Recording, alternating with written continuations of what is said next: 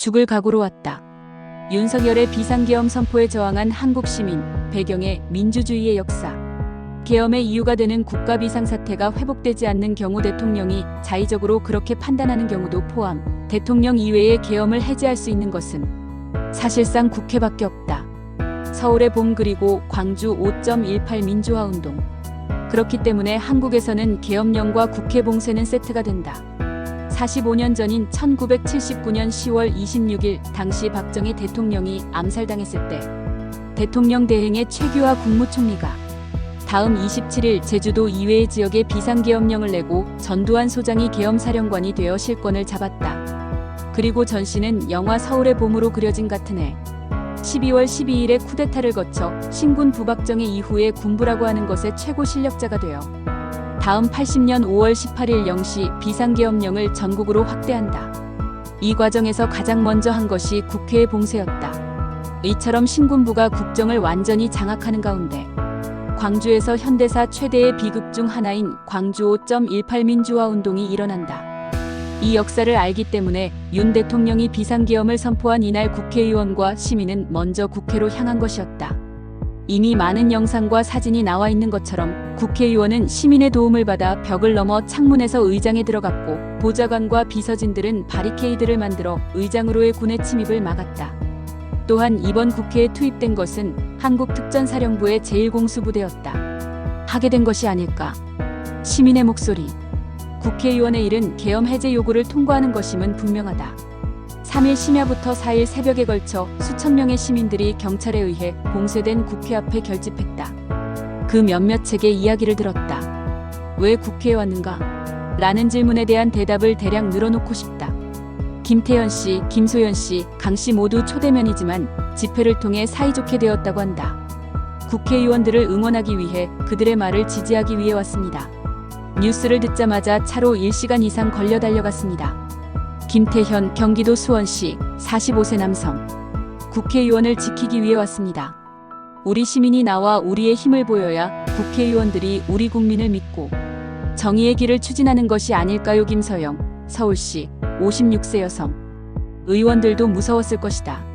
주위를 무장한 군인이 둘러싸고 있기 때문. 강씨 가명, 서울시, 50대 여성. 강씨들. 4일 서대교 촬영. 죽는 각오로 왔습니다. 마지막에는 군인과 대치하고 싸우는 각오였습니다. 강모씨, 경기도 고양시, 64세 여성.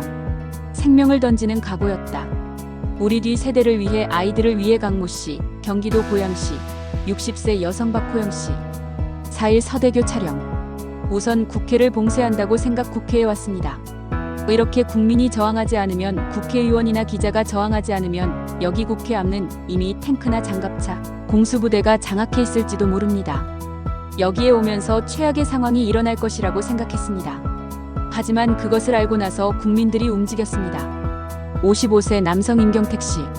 헬기에서 군인이 내려오는 장면을 본 것이 계기입니다. 했습니다. 임경택, 서울시, 66세 남성. 장준영 씨. 국회의원을 불법으로 체포하는 것은 아닐까 생각해 차로 왔습니다. 군이나 경찰을 생각하면 무서웠습니다만 인격으로 하는 것이 아니라 한 명의 시민으로서 할 수 있는 일을 하려고. 한국 시민은 박근혜 대통령의 탄핵 때 스스로 움직이는 법을 배우고 있습니다. 장준영, 경기도, 38세 남성. 문광한 씨. 오른쪽. 역사적인 사건이라고 생각합니다. 촛불 시위. 편주. 8년 전 박근혜 탄핵 시위 때는 초등학생으로 참가할 수 없었기 때문에 참가할 수 있어 매우 좋았습니다. 문광한, 경기도 오산시, 21세 남성. 이러한 코멘트로부터는 시민이 명확한 목적과 의지를 가지고 국회 전의 현장에 와 있었던 것을 잘 알 수 있다. 이날 국회 앞 도로에는 즉석연대가 마련돼 시민들이 끊임없이 연설을 하고 있었다. 하지만 강하게 인상에 남았다. 나는 이전 엄청난 희생을 치르며 민주화운동에 근도를 붙인 80년의 광주 5.18 민주화운동을 사회혁신에 있어서 지난 셈에 비유한가 있다. 시민의 모습은 44년 전의 계엄군에 맞선 정신이 지금도 맥락으로 계승되고 있는 증거라고 말할 수 있을 것이다. 기적적이었던 것이 아닌가. 솔직히 고백하자, 나는 지금 이렇게 기사를 쓰고 있는 것에 대한 현실감이 별로 없다. 하루 쿠데타로 끝날지도. 나는 윤 대통령의 비상계엄 선포 후 곧 트위터에 이렇게 썼다. 확실히 지금의 한국은 정부 여당과 야당이 도를 넘은 대립 속에 있지만 계엄령이 필요할 정도라고 인식하고 있는 사람은 거의 없다. 널리 있었을 것이다.